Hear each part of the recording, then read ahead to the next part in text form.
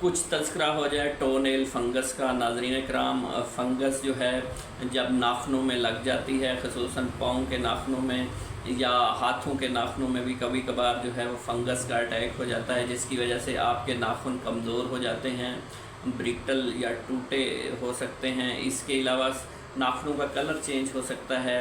Fungal attack की वजह से आपके नाखून जो है वो गिर सकते हैं, या आपके नाखूनों से स्मेल या इवन इन्फेक्शन भी हो सकती है। तो आप जो है वो टो नेल फंगस से कैसे बच सकते हैं, कुछ थेरापीज़ आपको बता देंगे, होम रेमेडीज़ आपको बता देंगे।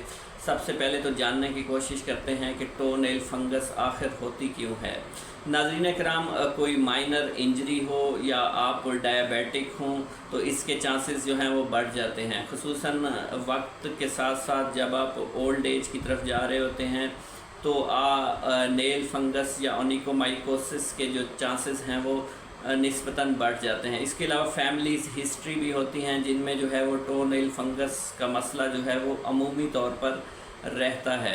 नाज़रीन कराम, फंगस के अटैक में जो है आपके नाखून ब्राउन हो सकते हैं, येलो हो सकते हैं, या बिल्कुल वाइट हो सकते हैं, या ब्लैक स्पॉट्स भी आ सकते हैं।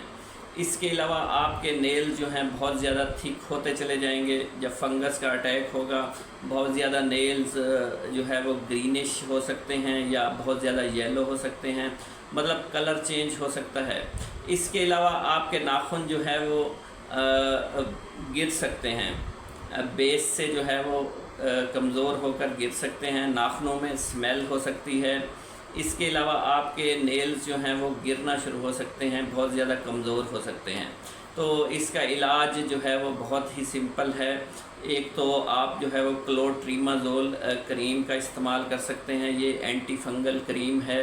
इसका आप कैप्सूल भी इस्तेमाल कर सकते हैं या टॉपिकली अप्लाई करें क्रीम को, तो आप देखेंगे कि आप जो है वो इससे जान छुड़ा सकते हैं। फ्लूकोनाज़ोल अवेलेबल है। इसके अलावा आप बेकिंग सोडा का इस्तेमाल कर सकते हैं। बेकिंग सोडा जो है आप पानी के अंदर डाइल्यूट करके तो उसका पेस्ट बना लें और उस पेस्ट को नेल्स के ऊपर अप्लाई कर दें। कुछ ही दिनों के इस्तेमाल से आपके नाखून बिल्कुल ठीक हो जाएंगे। इसके अलावा यूकलिप्टस ऑयल जो है वो मार्केट में अवेलेबल है। यूकलिप्टस ऑयल जो है स्किन रिपेयर करने में इम्पॉर्टेंट रोल प्ले कर सकता है और आपके नाखूनों की सेहत के हवाले से भी ये बहुत ही अच्छा है। इसके अलावा आप सिरके का इस्तेमाल कर सकते हैं। अगर आपके पाँव में मसला है, आपके पाँव के नाखून जो है वो कमज़ोर हैं या उनमें फंगस आ चुकी है, तो आप सिरके को डाइल्यूट फॉर्म में किसी बड़े बर्तन में रखें, उसमें पाँव डुबो कर बैठ जाएं और ये अमल आप 10 से 15 दिन करेंगे तो आप देखेंगे कि आपके नाखून जो है वो ठीक होना शुरू हो जाएंगे। इसके अलावा आप लिस्ट्रीन माउथ वाश का इस्तेमाल कर सकते हैं। लिस्ट्रीन माउथ वाश के अंदर बहुत सी एंटीसेप्टिक प्रॉपर्टीज़ मौजूद होती हैं। ये ना सिर्फ आपकी फंगस की ग्रोथ को जो है वो मिनिमाइज़ कर सकता है, रोक सकता है, या आपके नाखून जो है वो बिल्कुल ठीक इससे हो सकते हैं।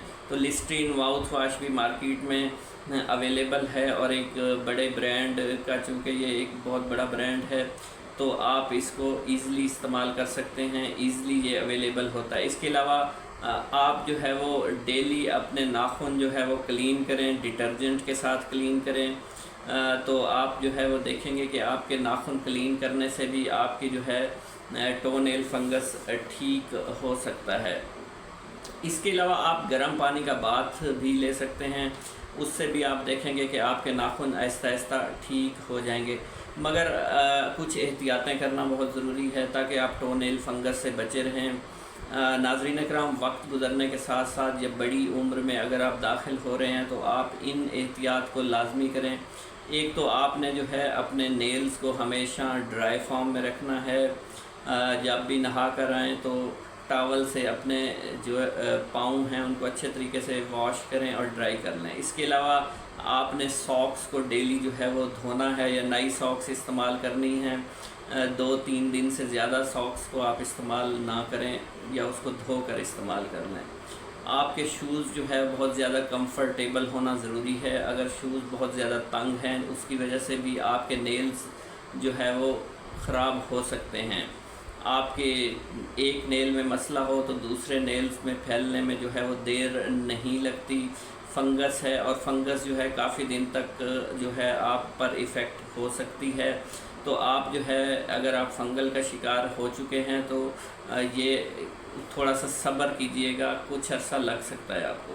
तो आप टेल्कम पाउडर का भी इस्तेमाल कर सकते हैं अपने पाँव को खुश्क रखने के लिए। इसके अलावा अपने जो टो नेल्स हैं उनको आप ट्रिम करते रहें, हफ्ते में एक बार जो है कम से कम उसको ट्रिम कर लिया करें। एक तो उनमें मैल नहीं फंसेगी और दूसरा आपके नेल्स जो हैं वो हेल्दी रहेंगे। उम्मीद करता हूँ इन्फॉर्मेशन अच्छी लगी होगी। मेरे चैनल पर आने का बहुत बहुत शुक्रिया नाजरीन। अगर आप चैनल पर नए हैं, चैनल को सब्सक्राइब कर दें, वीडियो को ज़्यादा से ज़्यादा लाइक और शेयर कर दीजिएगा, और पेज को भी लाइक कर दें। अल्लाह हाफ़िज़।